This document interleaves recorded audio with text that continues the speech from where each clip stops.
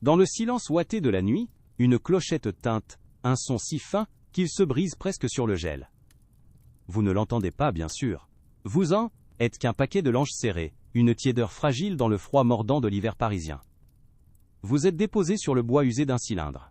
C'est le tour d'abandon, une invention charitable et terriblement anonyme. Une main, hésitante ou pressée, fait pivoter le mécanisme. Le bois grince, une plainte longue et fatiguée. Vous voilà passé de l'autre côté du mur, du monde connu à l'inconnu, sans la moindre cérémonie. Votre histoire commence ici, non par un cri, mais par le cliquetis d'un loquet qui se referme. Dehors, des passants éloignent en hâte sur les pavés humides, déjà effacés par la brume. À l'intérieur, l'air est différent. Il est lourd, chargé de l'odeur de la cire de bougie, de la soupe de poireaux qui mijote depuis des heures, et de cette senteur aigre et humaine de la pauvreté collective. Des mains vous saisissent. Elles ne sont ni douces ni cruelles, simplement efficaces. On vous démaillote sans ménagement sur une table en bois rugueux. La lumière d'une lanterne vous fait plisser les yeux. Vous êtes un numéro, une arrivée. Une bouche de plus à nourrir. Votre identité, si vous en aviez une, vient de S, évaporée dans la nuit. Désormais, vous appartenez à l'hospice des enfants trouvés. Votre nom sera celui du saint du jour, et votre famille sera cette foule de visages anonymes et de corps grelottants. Bienvenue dans votre nouvelle vie, une loterie silencieuse où le gros lot est simplement de voir le prochain lever de soleil. Le matin se lève, non pas avec la splendeur d'une aurore, mais comme une tache grise qui élargit lentement sur des vitres sales. Vous êtes tiré d'un sommeil agité par le son brutal d'une cloche. Le froid est la première sensation. Il s'infiltre à travers la paillasse rêche, mord vos pieds nus sur le sol en pierre. Autour de vous, dans le grand dortoir, c'est une symphonie de toux caverneuses, de reniflements et de gémissements étouffés. L'air sent le renfermer, la paille humide et la sueur de dizaines de corps endormis. Il n'y a pas de place pour l'intimité, pas même dans vos rêves. Vous vous habillez en hâte, enfilant une chemise de toile grossière qui gratte la peau, comme du papier de verre. Ce n'est pas un vêtement, c'est un uniforme de survie. Le réfectoire est une longue salle voûtée où le silence est une règle d'or, bien que le bruit des écuelles raclées par les cuillères en bois dise tout ce qu'il y a à savoir. On vous sert votre petit déjeuner. Une bouillie d'avoine claire, presque translucide, servie tiède dans un bol en terre. Elle a le goût de l'eau, du regret et de la discipline. Vous la mangez goulûment, non par plaisir, mais par instinct.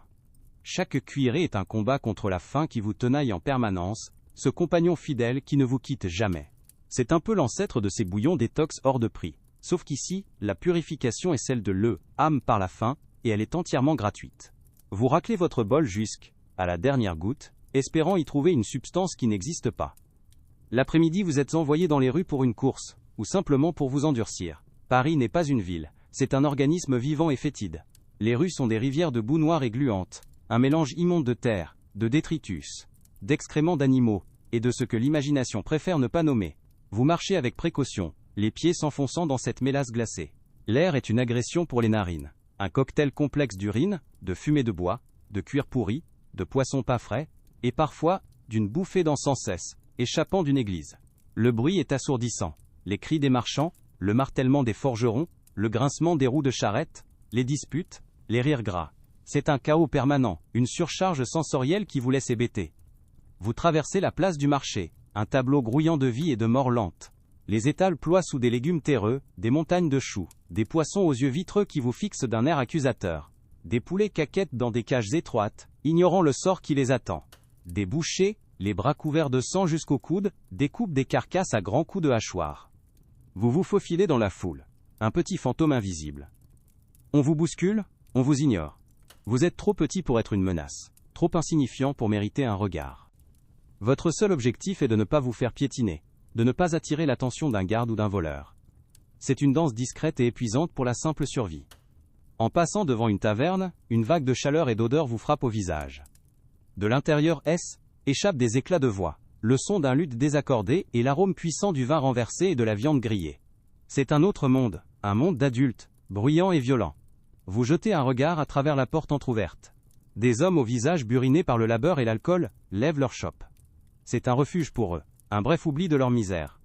Pour vous, c'est une forteresse inaccessible, un rappel de la chaleur et de la nourriture qui existent quelque part, mais jamais pour vous.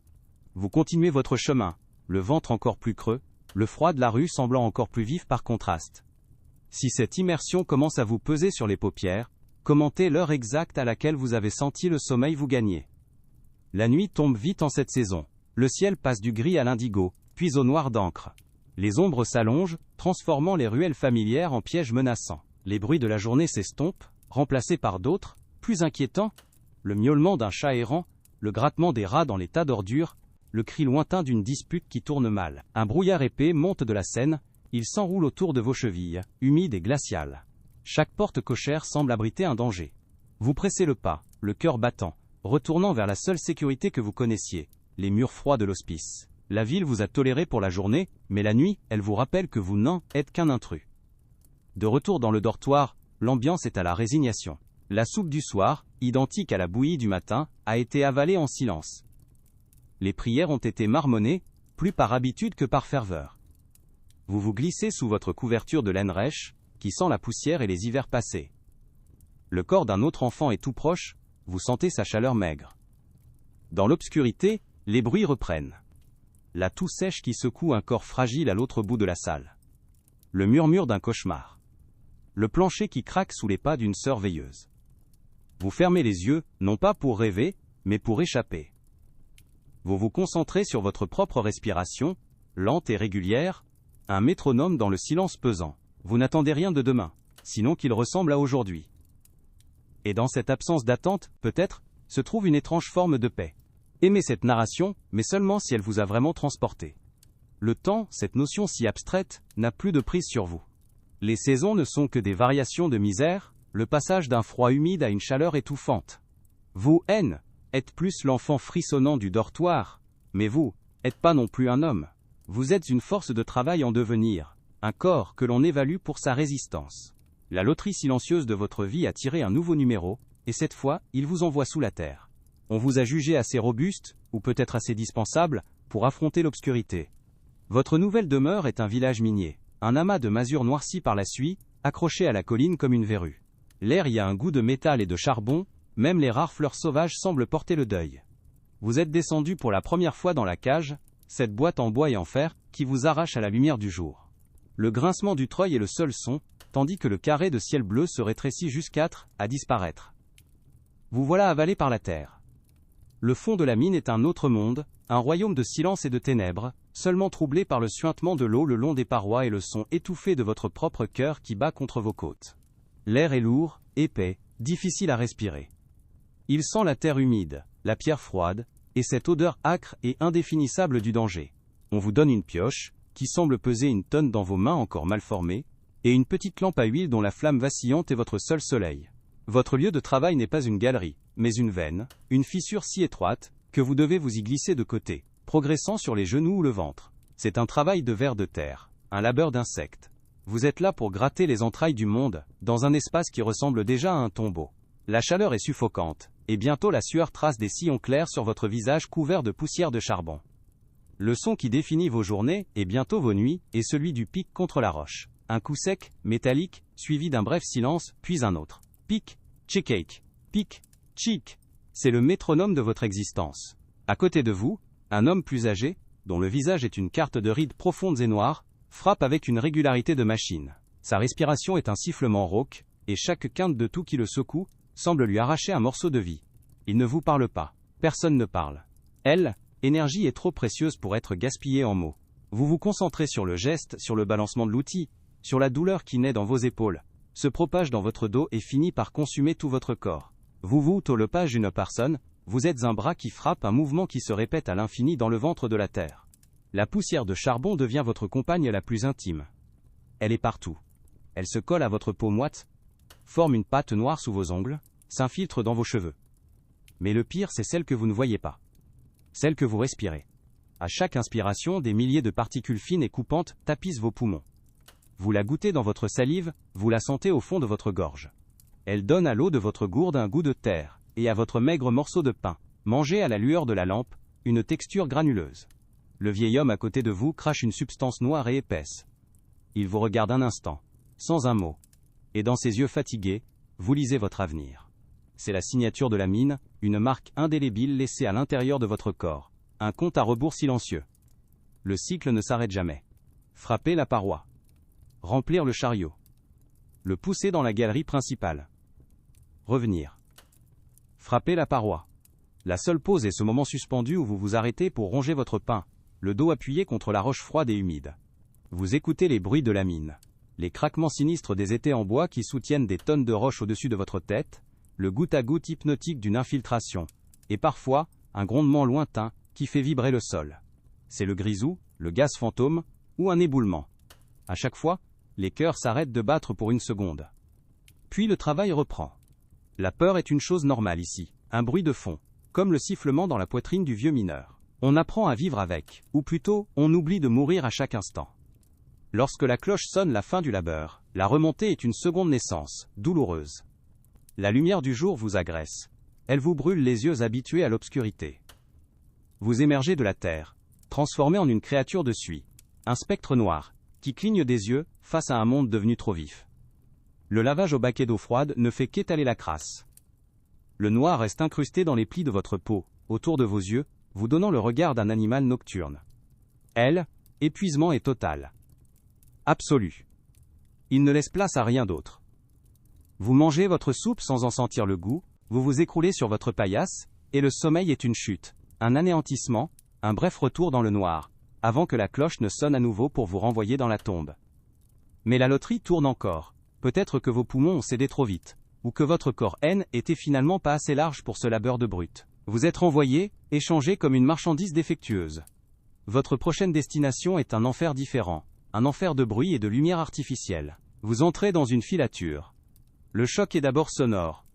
Un vacarme assourdissant, une clameur mécanique faite de milliers de claquements, de sifflements, de grincements. C'est le chant de centaines de métiers à tisser qui fonctionnent à l'unisson. Une tempête de bruit si dense qu'elle en devient physique. Elle vous frappe, vous enveloppe, pénètre votre crâne. Parler est impossible. Les ouvriers communiquent par des signes, des cris brefs et aigus, qui percent à peine le mur du son. Vous comprenez vite que le silence est un luxe que vous avez perdu à jamais. L'air ici n'est pas lourd de poussière de charbon, mais de fibres de coton. Une neige perpétuelle et malsaine qui flotte dans les raies de lumière poussiéreux tombant des hautes fenêtres sales.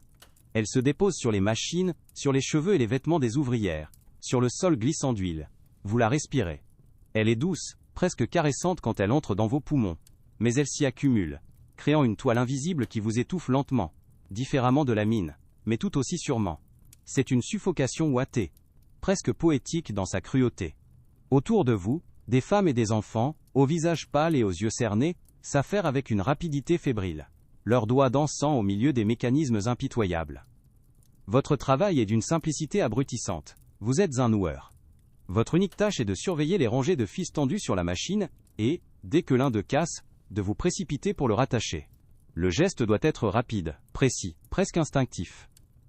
2 doigts agiles, un nœud rapide, et la machine continue sa course folle. Il n'y a pas de place pour la réflexion, seulement pour le réflexe.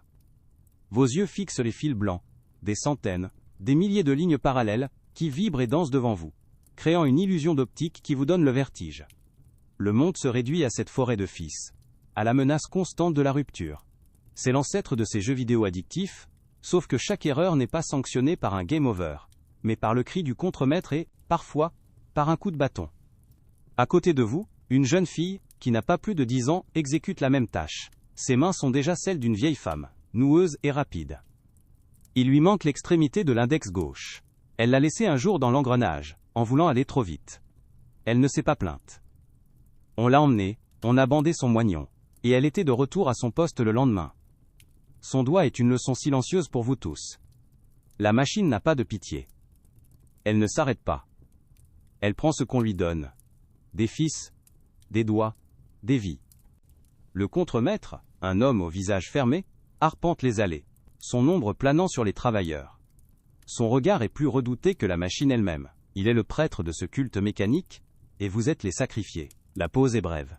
Le vacarme des machines s'arrête d'un coup, laissant place à un silence assourdissant, peuplé seulement par le bourdonnement dans vos oreilles. Vous avez 15 minutes. Vous vous asseyez par terre, le dos contre le bâti encore chaud de votre machine.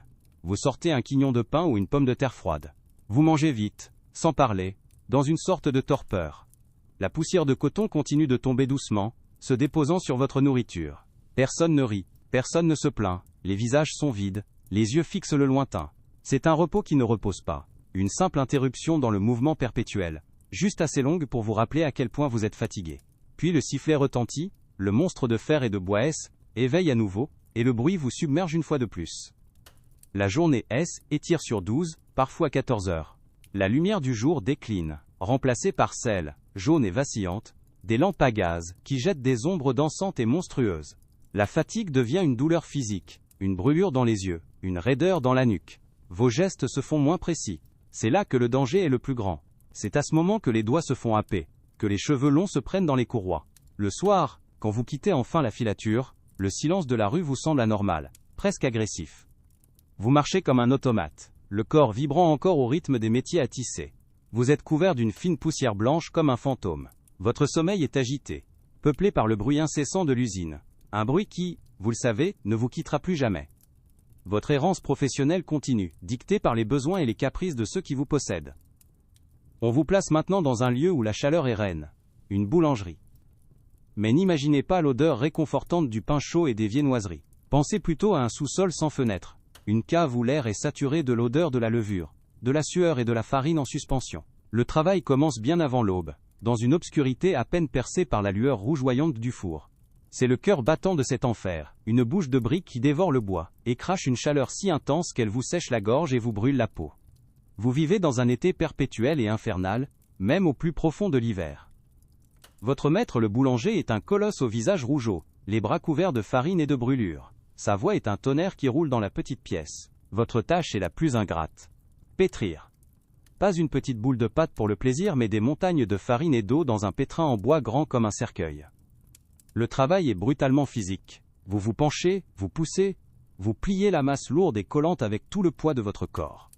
Vos muscles crient, votre dos menace de se briser. La sueur perle sur votre front et tombe dans la pâte, ajoutant son sel au futur pain. C'est un combat, une lutte épuisante contre la matière inerte, jusqu'à ce qu'elle devienne souple et vivante sous vos mains. Le boulanger vous observe, grognant un ordre de temps en temps, ou vous donnant un coup sur la nuque si votre rythme faiblit. La cadence est implacable. Pétrir. Laisser reposer. Diviser la pâte en pâtons. Les façonner. Des gestes répétés des centaines de fois dans la chaleur humide. Vos mains sont toujours couvertes de pâte séchée, vos vêtements sont blancs de farine. Vous respirez la farine, vous en avez le goût dans la bouche en permanence. C'est une poussière plus lourde, moins volatile que celle du coton, mais elle s'insinue aussi dans vos poumons. La toux du boulanger est une toux grasse, farineuse. Pendant que les pains cuisent, vous nettoyez le pétrin, vous balayez le sol, vous préparez la fournée suivante. Il n'y a pas de répit. Le seul son est le crépitement du feu dans le four et les jurons du maître. La récompense de ce labeur est une torture ironique. L'odeur du pain qui cuit, cette odeur qui symbolise le foyer et le réconfort pour le reste du monde, devient pour vous celle de l'épuisement. Vous êtes entouré de nourriture, mais la faim vous tenaille. Votre repas consiste en un morceau de pain de la veille, souvent un peu rassis ou brûlé, que vous trempez dans une maigre soupe. Vous le mangez debout, dans un coin, pendant que le maître dévore bruyamment sa propre pitance. Voir ces centaines de miches dorées, sentir leur parfum enivrant, et savoir qu'aucune ne vous est destinée, est une forme de supplice quotidien. C'est comme mourir de soif au milieu d'une rivière. Vous apprenez à haïr l'odeur du pain. Quand les premières lueurs de l'aube apparaissent, le travail est presque terminé. Vous chargez les charrettes, le corps endolori, les yeux piquants à cause de la fumée et du manque de sommeil. Vous sortez de la cave, et l'air frais du matin est un choc, une bénédiction glacée sur votre peau en sueur. Vous regardez les rues de Paris éveillé, les gens venir acheter ce pain qui vous a coûté une nuit de vie. Ils ne voient que la croûte dorée, ils ne soupçonnent pas la sueur, la chaleur, et l'épuisement qu'elle contient. Vous rentrez ensuite dans votre réduit, une paillasse jetée dans un coin du fournil, et vous vous endormez d'un sommeil de plomb, lourd et sans rêve, bercé par la chaleur résiduelle du four, qui éteint lentement. Votre journée commence quand celle des autres se termine. Le destin, ou plutôt le manque de chance, vous réserve encore une autre voie. Vous êtes petit, maigre, agile. Des qualités parfaites pour une profession aussi dangereuse que méprisée. Ramoneur. Votre nouveau maître est un homme sec comme un coup de trick, dont le visage est si profondément incrusté de suie qu'on ne distingue plus ses traits. Il vous donne votre équipement. Une brosse rugueuse, une corde et des vêtements de toile noire déjà usés jusqu'à la corde. Votre lieu de travail sera désormais l'intérieur des cheminées, ces artères sombres et encrassées qui parcourent les maisons de la ville. On vous apprend la technique. Progressez en vous arc-boutant, dos contre une paroi, pied contre l'autre, et montez, toujours montez, en grattant la suie au passage. La première ascension est une épreuve terrifiante. Le conduit est étroit, oppressant. L'obscurité est totale, bien plus profonde que celle de la mine. L'air est irrespirable, un mélange de suie froide, de fumée rance, et de l'odeur des nids d'oiseaux abandonnés. La suie s'infiltre partout, dans vos yeux qui brûlent, dans votre bouche, dans vos narines. Vous toussez, vous crachez noir, votre gorge est en feu. Chaque prise est incertaine. Vos genoux et vos coudes, écorchent contre les briques rugueuses. La panique vous saisit, l'envie de crier, la peur de rester coincé, d'os, étouffé dans ce boyau vertical. Mais la voix de votre maître, qui vous attend en bas, vous hurle de continuer. La peur de sa colère est plus forte que celle de la cheminée. Le travail est une succession de ces enterrements verticaux. Vous apprenez à connaître les cheminées de la ville, leurs coudes, leurs rétrécissements. Vous apprenez à ignorer les rats qui vous frôlent dans le noir, à ne pas penser au risque de éboulement de la suie accumulée, ou, pire, au feu qui pourrait prendre si les habitants rallumaient leur foyer sans savoir que vous êtes à l'intérieur. Le risque est permanent. Des enfants se sont déjà retrouvés coincés, morts d'asphyxie, avant qu'on puisse les atteindre. Votre corps minuscule est à la fois votre outil et votre malédiction. Vous vous faufilez là où aucun adulte ne pourrait passer. Votre existence se résume à gratter et à monter, dans une solitude absolue et angoissante. Pourtant il y a une récompense, un instant fugace, et magnifique. Lorsque vous émergez enfin en haut de la cheminée, le visage et le corps noir de suie, le monde s'offre à vous. Pendant quelques minutes, vous êtes le roi de la ville. Vous êtes au-dessus de tout.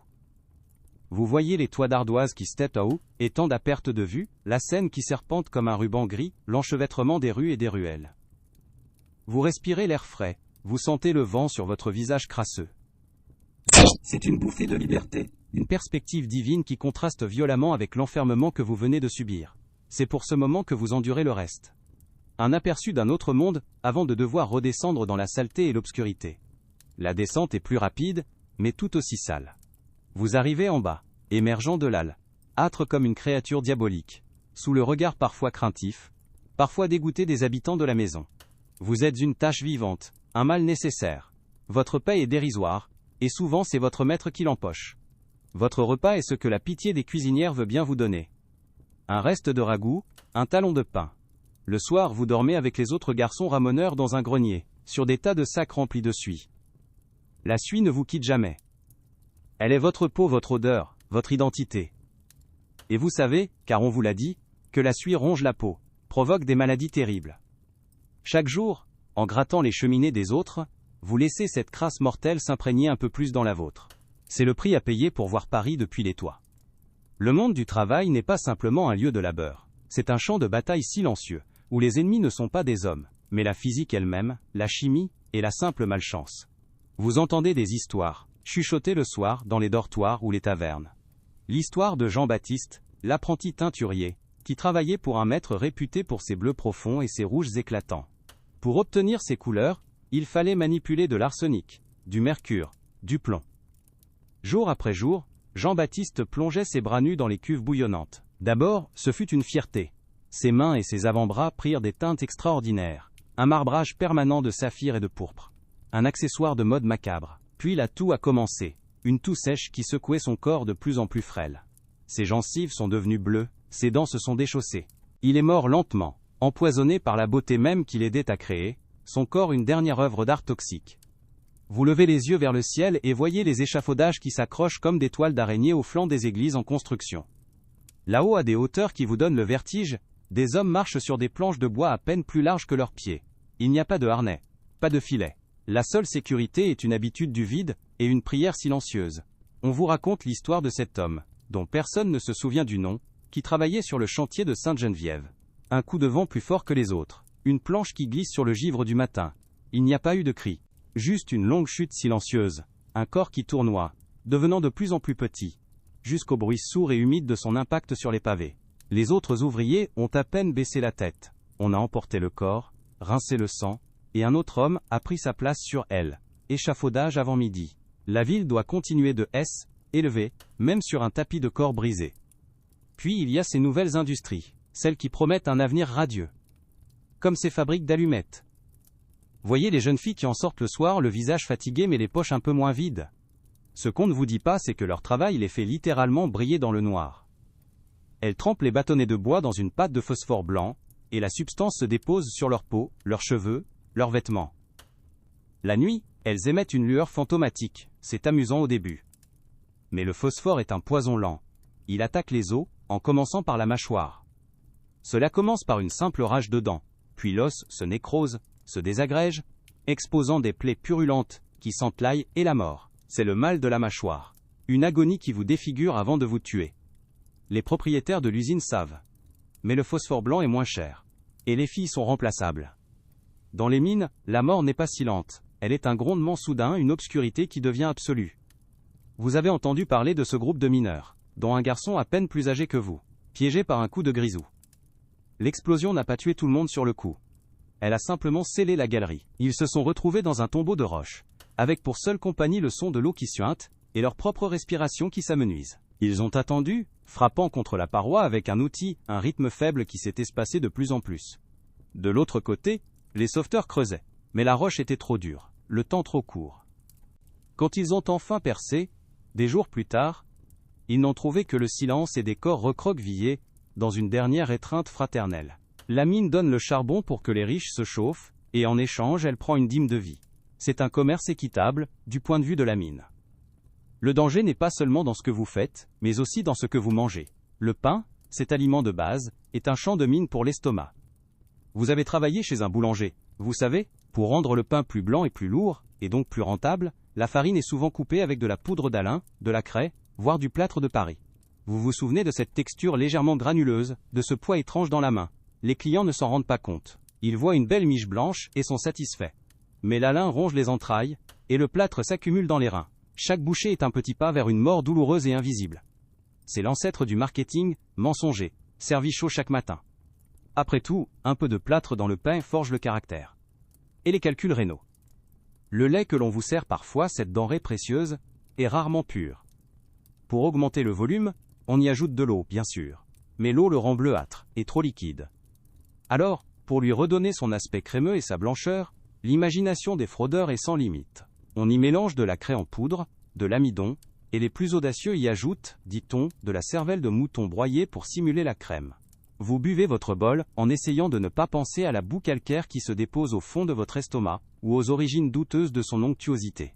Même la bière, le refuge du pauvre, est suspecte. Pour lui donner de l'amertume et un effet plus puissant à moindre coût, certains brasseurs peu scrupuleux y ajoutent des substances, comme la strychnine. Chaque gorgée est une loterie. Elle peut étancher votre soif ou vous envoyer dans des convulsions. Quant à la viande vendue sur les étals du marché, c'est une véritable leçon de science naturelle et de camouflage. Vous voyez des morceaux d'un rouge si vif qu'il semble crier sa fraîcheur. Souvent cette couleur est obtenue grâce à des sels de mercure ou d'autres produits chimiques qui masquent la teinte grisâtre d'une viande qui a commencé son voyage vers la putréfaction.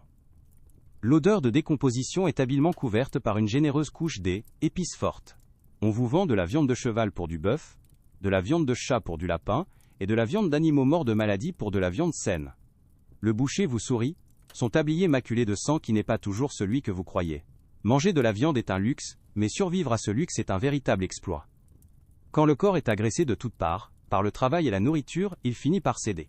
Et c'est là qu'intervient le deuxième grand domaine de l'absurdité, la médecine. Si vous tombez malade, la première chose que l'on vous propose est une saignée. Que vous ayez la fièvre, une infection, ou simplement un coup de fatigue, la solution est toujours la même. On vous ouvre une veine pour laisser échapper les mauvaises humeurs. Vous voyez des hommes déjà affaiblis par la maladie devenir pâles comme des draps, leur dernière force écoulant dans une bassine en cuivre. Si la saignée ne suffit pas, on passe au purgatif violent, des décoctions qui vous vident les entrailles jusqu'à la déshydratation. L'idée est de chasser le mal du corps. En général, on chasse surtout la vie qui s'y trouve.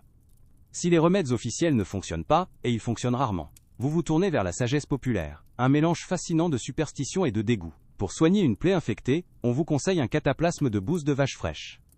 On vous assure que la chaleur et les propriétés curatives de l'excrément tireront le mal. Vous imaginez la sensation, la chaleur fétide et humide sur votre peau enflammée. Pour guérir la coqueluche, on vous recommande de boire du lait dans lequel on a noyé une araignée, ou de respirer la laine d'un âne. Chaque maladie a son remède étrange, sa logique tordue. La rationalité est un luxe pour ceux qui ont le temps et les moyens. Pour les autres, il y a la désespération, et un catalogue de remèdes, qui semble avoir été inventé par un comité de sorcières ivres. Au-delà des maladies, il y a les maux de l'âme, l'amour non partagé, la malchance persistante, la peur du voisin. Pour cela il y a les potions et les talismans. Vous pouvez acheter une fiole, contenant un filtre d'amour, un mélange trouble d'herbes, de sang de pigeon, et de quelques gouttes de votre propre sueur.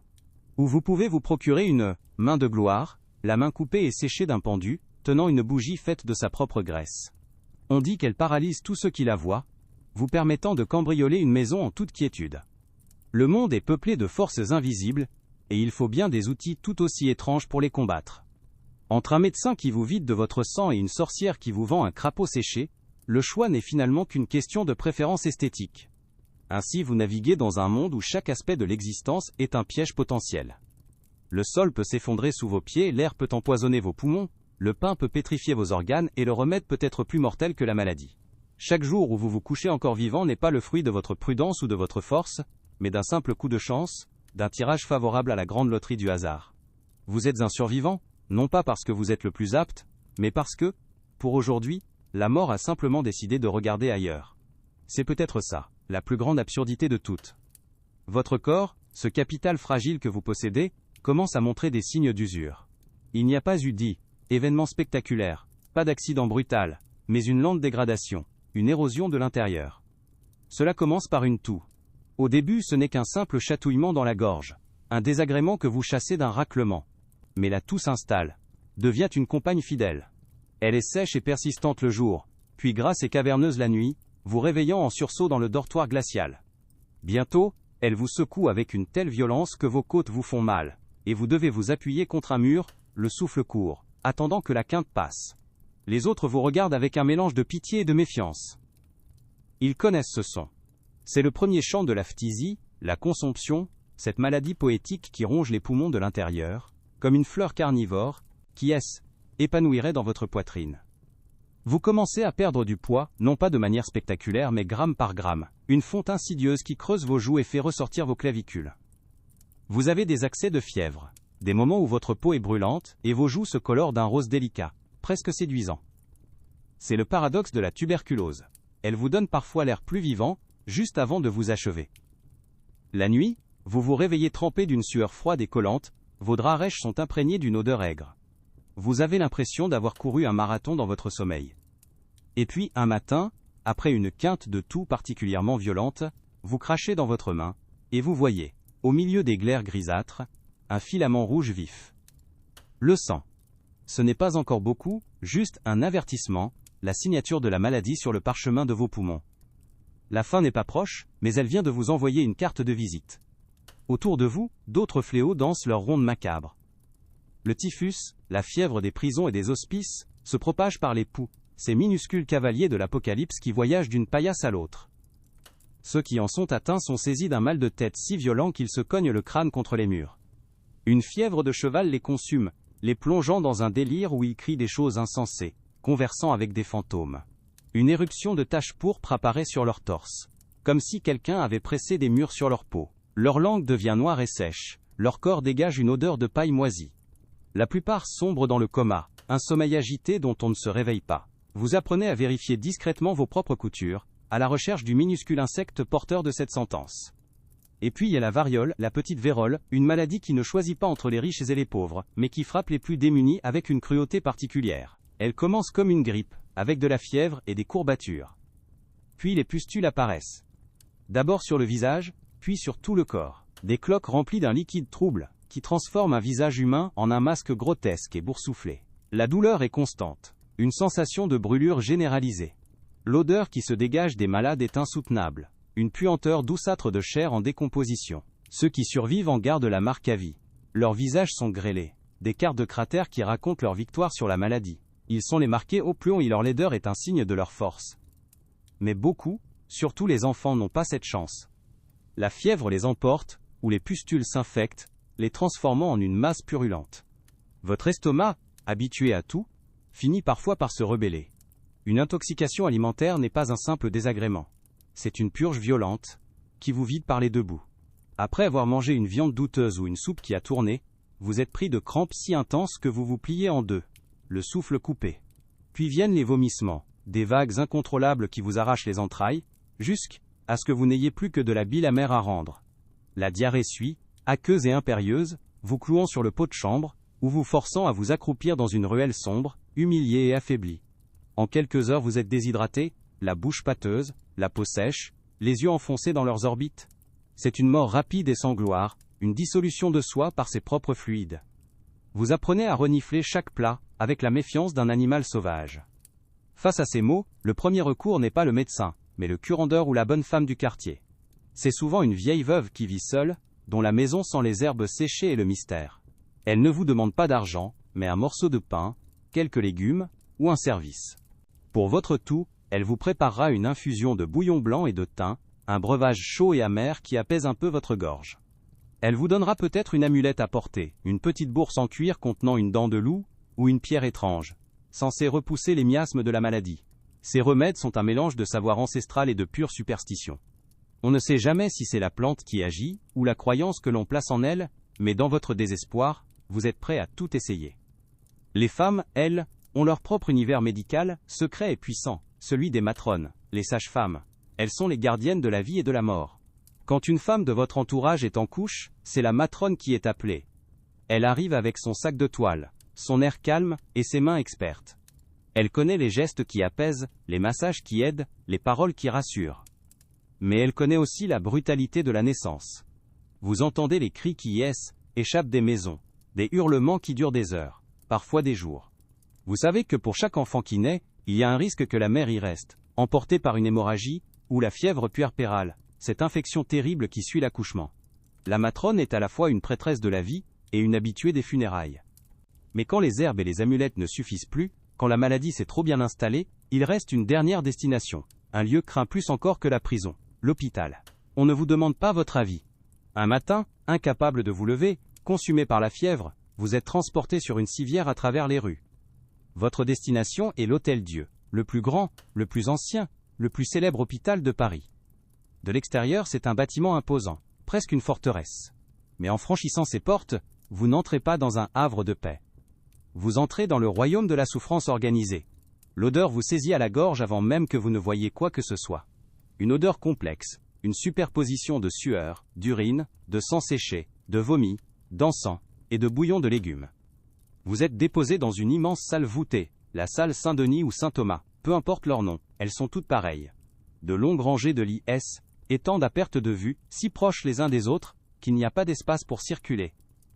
La première chose qui vous choque, c'est le bruit. Non pas un bruit fort, mais un murmure constant, une plainte collective faite de milliers de sons individuels. Des gémissements, des toux, des prières marmonnées, le cliquetis des chapelets, le chuchotement des sœurs qui glissent entre les lits. C'est la bande-son de la misère, une symphonie de la douleur qui ne s'arrête jamais, ni le jour, ni la nuit. La lumière est faible, filtrant à travers de hautes fenêtres sales, et elle donne à la scène des allures de tableau de l'enfer. Une sœur s'approche de vous. Son visage est encadré par une coiffe blanche amidonnée, impassible. Elle ne vous demande pas votre nom, mais vos symptômes. Elle vous palpe, vous examine avec une efficacité froide. On vous retire vos vêtements sales, et on vous enfile une chemise d'hôpital, une toile rêche, qui sent la lessive et les corps des malades précédents. Puis on vous porte jusqu'à un lit. Et là, c'est le deuxième choc. Le lit est déjà occupé, parfois par une, deux, voire trois autres personnes. Des corps fiévreux, des membres emmêlés, des respirations rauques. On vous fait une place de force, vous poussant contre un vieil homme qui grelotte de fièvre, et un jeune garçon dont la jambe est enveloppée dans des bandages souillés. Bienvenue dans votre nouveau foyer. L'intimité est un concept qui n'existe pas ici. Le matin ne commence pas avec le soleil, mais avec le son de la cloche de la chapelle. Il est 5 heures. La salle s'anime lentement. Les sœurs, aidées par des servantes, commencent leur tournée. C'est l'heure des soins. On vous apporte une bassine d'eau froide et un chiffon. Vous devez faire une toilette sommaire, aussi bien que vous le pouvez, au milieu de vos compagnons de lit. On change les pansements les plus sales. Vous voyez des plaies horribles. Des chairs à vif, des moignons qui suppurent. L'odeur de la gangrène, douceâtre et écœurante, flotte dans l'air. On vide les pots de chambre, un vacarme de faïence, et une nouvelle vague de puanteur qui submerge la salle. Tout est fait rapidement, sans un mot de réconfort, avec la routine de ceux qui sont habitués à l'horreur. Vers 6 heures, c'est la visite du médecin. Il ne vient pas tous les jours. C'est un homme important, vêtu de noir, suivi d'une cohorte d'étudiants qui prennent des notes avec un air sérieux. Il ne s'arrête pas à chaque lit. Il passe dans l'allée centrale, jetant un regard distant sur cette mer de souffrance. Parfois, il désigne un patient, et les étudiants se pressent autour du lit. Le médecin pose quelques questions à la sœur, palpe le malade comme une pièce de viande, et dicte un diagnostic en latin, une langue que vous ne comprenez pas, mais dont la sonorité vous semble funeste. Le plus souvent, son ordonnance est la même, saigner. Puis il continue son chemin, emportant avec lui son savoir et son indifférence. Sa visite a duré 10 minutes pour une salle de 200 malades. Si vous avez été désigné pour une saignée, un barbier chirurgien s'approche de votre lit. Il n'a pas l'air d'un médecin. Ses mains sont calleuses, ses instruments sont rangés dans une trousse en cuir usé. Il sort une lancette, une petite lame effilée, qu'il essuie distraitement sur son tablier taché. Il vous saisit le bras, cherche une veine avec un doigt expert, et d'un coup sec il incise. Le sang, sombre et épais, commence à couler dans une bassine en métal. Il vous regarde vous affaiblir, le visage devenant de plus en plus blanc. Il n'y a pas de mesure précise. Il s'arrête quand il estime que suffisamment de mauvaises humeurs ont été évacuées, ou quand vous êtes sur le point de vous évanouir. Vous vous sentez vidé, plus faible qu'avant, mais on vous assure que c'est pour votre bien. Le petit déjeuner arrive enfin. On vous apporte un bol de bouillon clair. C'est de l'eau chaude dans laquelle on cuit quelques légumes, principalement des poireaux et des navets. Il n'y a pas de sel, pas de graisse. C'est un plat conçu non pas pour nourrir, mais pour ne pas aggraver la maladie. Vous le buvez à petites gorgées, essayant d'y trouver un réconfort qui n'existe pas. À côté de vous, le vieil homme est trop faible pour tenir son bol. Une sœur le nourrit à la cuillère, avec une patience mécanique, une partie du liquide coulant sur son menton et sa chemise. Le jeune garçon, lui, refuse de manger. Il tourne la tête, les yeux fermés. Personne n'insiste. La nourriture est une ressource, pas une faveur. La matinée étire dans une lente agonie. Le seul événement est la messe. Un prêtre officie dans la chapelle attenante, et sa voix résonne dans la grande salle, grâce à des ouvertures prévues à cet effet. Vous entendez les chants latins, les prières, le son de la clochette, qui annonce l'élévation. Pour beaucoup de malades, c'est le seul réconfort. Ils sortent leur chapelet, leurs doigts effleurent les grains usés. Leurs lèvres murmurent les réponses. La religion est partout, sur les crucifix accrochés au mur, dans les paroles des sœurs, dans l'attente résignée de la mort.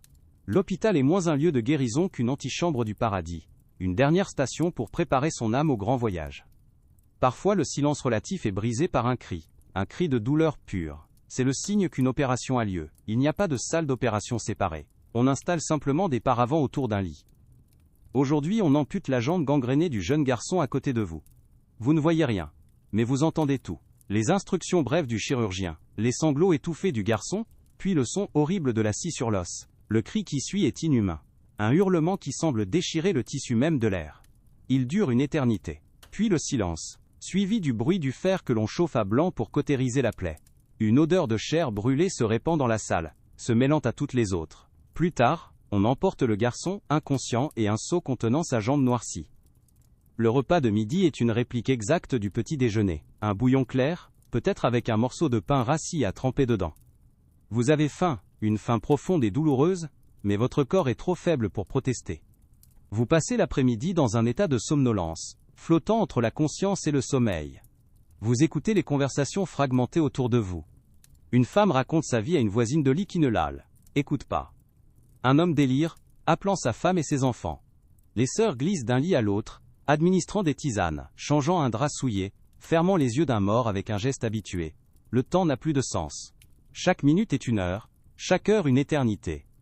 En milieu d'après-midi, le prêtre revient, cette fois avec les saintes huiles. Il ne vient pas pour tout le monde. Il se dirige vers le lit du vieil homme qui partage votre couche. Il est mourant. La sœur a tiré un rideau autour de la moitié du lit, vous accordant une illusion d'intimité.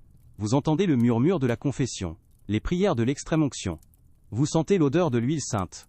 Vous n'osez pas bouger, feignant de dormir. Vous êtes le témoin involontaire du passage d'une âme. Quand le prêtre s'en va, le silence se fait plus lourd. Vous sentez le corps à côté de vous devenir plus froid, sa respiration plus faible, jusqu'à ce qu'elle s'arrête dans un dernier soupir discret. Il est mort à quelques centimètres de vous. Personne ne vient tout de suite, le corps reste là. Vous êtes couché à côté d'un cadavre, sentant sa chaleur résiduelle, évanouir lentement. C'est une règle de l'hôpital. On attend la tombée de la nuit pour enlever les morts, pour ne pas démoraliser les autres patients. Une blague sinistre dans ce lieu où la mort est la seule certitude. Vous fermez les yeux, essayant de penser à autre chose. Mais la présence immobile et froide à vos côtés est écrasante. Vous comprenez alors la véritable nature de cet endroit. Ce n'est pas un lieu où l'on vient pour vivre, mais un lieu où l'on vient pour mourir en ordre, sous la supervision de Dieu et de ses serviteurs. Le soir arrive, apportant avec lui une obscurité qui ne fait qu'épaissir les ombres de la salle. On allume quelques bougies, dont la lumière vacillante crée des formes dansantes sur les murs et les plafonds voûtés. La soupe du soir est servie, la même que celle du matin et du midi. Vous n'avez plus faim. La proximité de la mort vous a coupé l'appétit. Après le repas, c'est l'heure de la prière du soir. Une dernière litanie marmonnée par des bouches fatiguées. Puis le silence est décrété. Un silence qui n'est jamais complet, toujours peuplé par la symphonie de la souffrance. La nuit est le pire moment. L'obscurité amplifie chaque son, chaque douleur. Votre fièvre monte, vous plongeant dans des rêves agités, des cauchemars peuplés des scènes de la journée. Vous vous réveillez en sueur, le cœur battant, désorienté. La toux des phtisiques semble plus forte, les gémissements des blessés plus déchirants. Une sœur veilleuse passe avec une lanterne, son ombre projetée sur les murs comme un spectre bienveillant ou menaçant. C'est la ronde des morts. Des brancardiers entrent sans bruit. Se dirigent vers les lits où les corps se sont tus. Ils enroulent votre ancien voisin dans son drap et l'emportent, laissant une place vide et froide à côté de vous. Une place qui sera occupée dès demain matin par un autre corps en sursis. Vous survivez à la nuit, vous ne savez pas comment.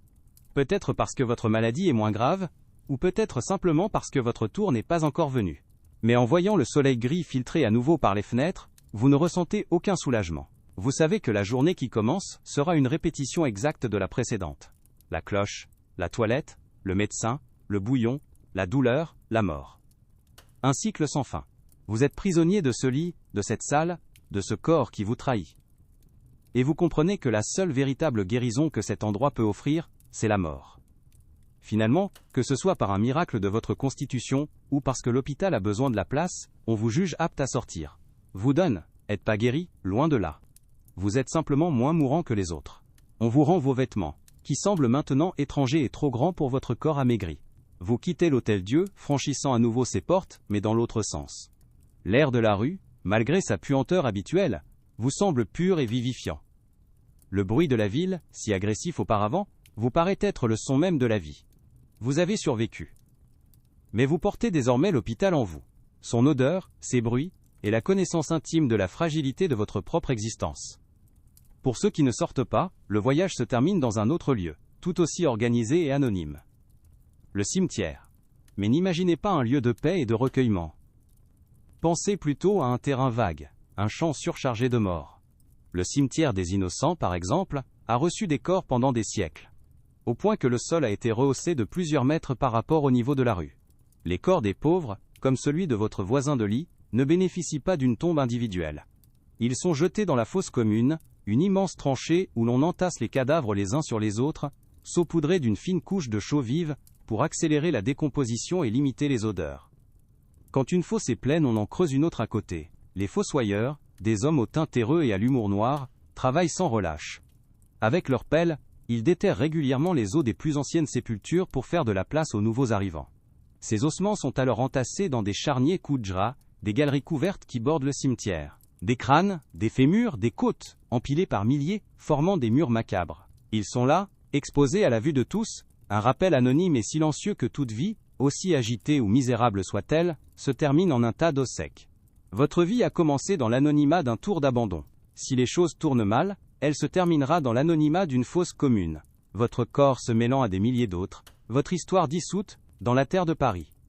Ayant survécu à l'hôpital, vous ne respirez pas un air plus sain, mais un air différemment vicié. Le poison n'est plus celui des miasmes de la maladie, mais celui, plus subtil, et tout aussi envahissant, des croyances et des peurs qui cimentent la société. Vous apprenez vite que le monde visible n'est qu'une fine pellicule posée sur un océan de forces invisibles.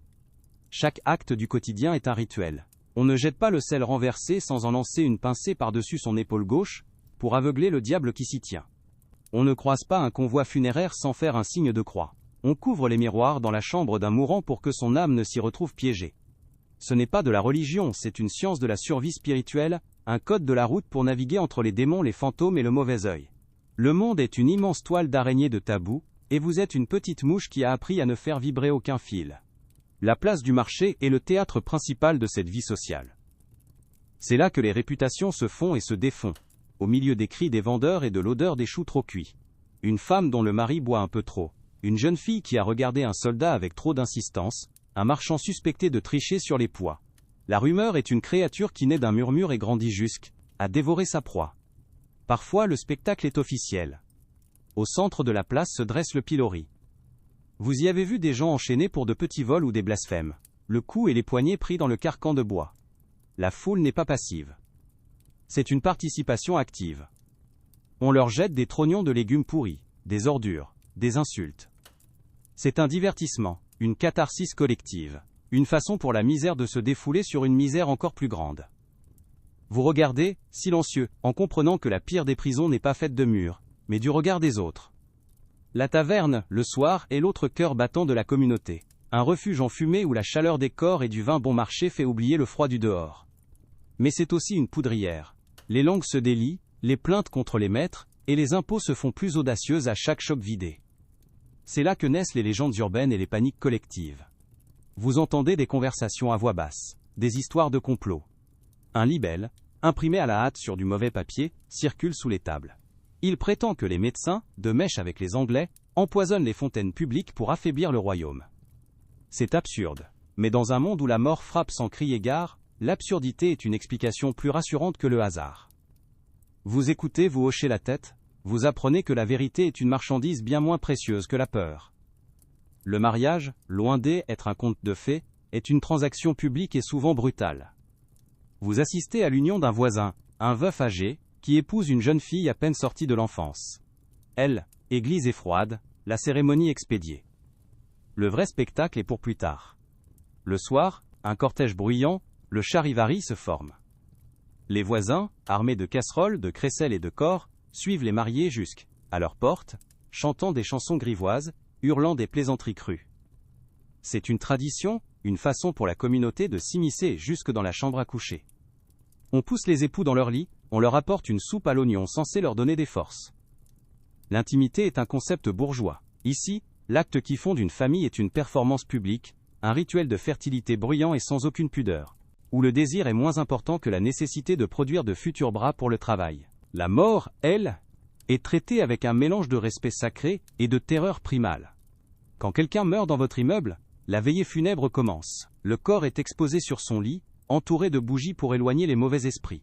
Les voisins défilent, non seulement pour présenter leurs condoléances, mais aussi pour s'assurer que le mort est bien mort, et qu'il ne reviendra pas. On touche le corps, on lui parle, on lui demande pardon pour les querelles passées. L'atmosphère est lourde, l'air épais d'encens bon marché, et de l'odeur de la mort qui commence son œuvre. On laisse une fenêtre entr'ouverte pour que elle, âme, puisse échapper. On raconte des histoires du défunt, on boit, on mange un peu. C'est une façon de domestiquer la mort, de la rendre familière pour une nuit, avant de la confier à la terre le lendemain, avec un soulagement à peine dissimulé. Puis, il y a les jours où la misère est mise entre parenthèses. Les fêtes religieuses sont des explosions de vie au milieu de la grisaille. Pour la fête Dieu, les rues sont nettoyées, ou du moins on jette du sable sur la boue. On tend des draps blancs aux fenêtres, on crée des reposoirs couverts de fleurs des champs.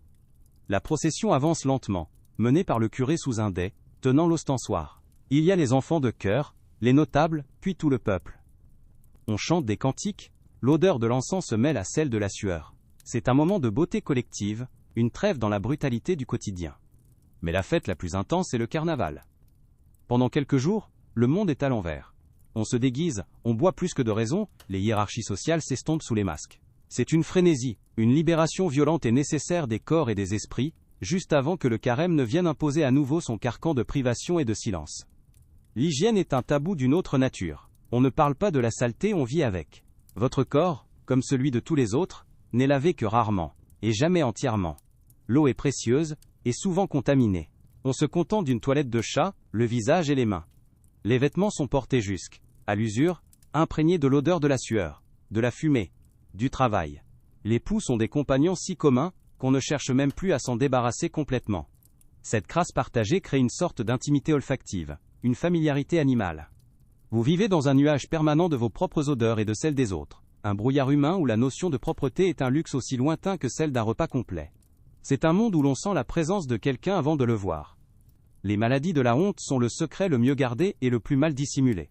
La grande vérole, la syphilis, marque les corps et les esprits. Elle se transmet dans le silence des étreintes tarifées ou des amours clandestines. Ceux qui en sont atteints la cachent le plus longtemps possible, essayant des remèdes à base de mercure qui les font saliver jusqu'à la déshydratation et leur font perdre leurs dents. Mais la maladie finit toujours par se voir, le nez qui s'effondre, les plaies qui rongent la peau. C'est la marque du péché de chair, une punition divine visible de tous. On ne nomme pas la maladie, on la désigne par des périphrases, on la chuchote. Comme la folie, elle isole celui qui en est frappé, le transformant en paria. Votre corps n'est pas à vous, il est le témoin de votre vie, et parfois, il devient le juge impitoyable de vos fautes. Les femmes vivent sous le joug d'un tabou encore plus profond, celui de leur propre corps. Leurs cycles mensuels sont considérés comme une période d'impureté. On dit que leur présence peut faire tourner le vin, empêcher le pain de lever, ou faire aigrir le lait. Elles doivent se faire discrètes, se tenir à lait, écart de certaines tâches. La grossesse est une affaire dangereuse, et l'accouchement un combat entre la vie et la mort, mené dans le secret de la chambre. La sexualité en dehors du devoir conjugal n'existe pas officiellement. Pourtant, vous voyez la réalité dans les regards, les gestes, les enfants nés avant terme. La société est un édifice de mensonges et de silence. Une pièce de théâtre où chacun joue son rôle, connaissant parfaitement les répliques, mais aussi tout ce qui se passe, et qui ne doit jamais être dit dans les coulisses. Ainsi vous naviguez dans cet univers complexe, où chaque parole, chaque geste, est pesé à l'aune de la tradition et de la superstition. Vous apprenez à lire entre les lignes, à déchiffrer les silences, à comprendre les codes. Vous savez qu'un regard de travers peut être plus dangereux qu'un coup de poing, qu'une rumeur peut tuer plus sûrement qu'une maladie. La vie sociale n'est pas un refuge contre la dureté du monde, elle en est simplement une autre facette, une jungle humaine, avec ses propres prédateurs et ses propres règles de survie.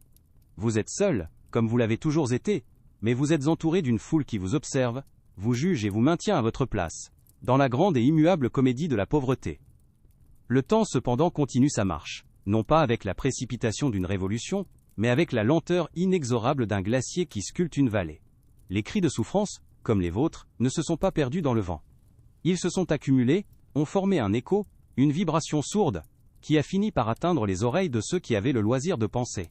Des philosophes, des médecins, des philanthropes, commencent à regarder la misère non plus comme une fatalité divine, mais comme un problème à résoudre. Ils descendent dans les hospices, les mines, les usines, armés non pas de charité, mais d'une curiosité nouvelle, presque scientifique. Votre corps usé, le poumon noirci du mineur, le doigt manquant de l'ouvrière, tout cela devient une pièce à conviction dans le grand procès intenté contre un siècle d'indifférence. Lentement, très lentement, l'idée germe que la souffrance n'est peut-être pas une vertu, mais simplement un gaspillage. Ce sont d'abord des lois timides, presque ridicules dans leur modestie. Une loi qui interdit le travail des enfants de moins de 8 ans dans les manufactures. Une autre qui limite la journée de travail dans les mines à 12 heures. Ces changements ne sont pas nés d'un élan de bonté. Ils sont nés d'un calcul. Un enfant trop vite usé ne fera pas un soldat robuste. Un ouvrier mort de épuisement ne produit plus. C'est une logique froide, économique. Mais c'est un début.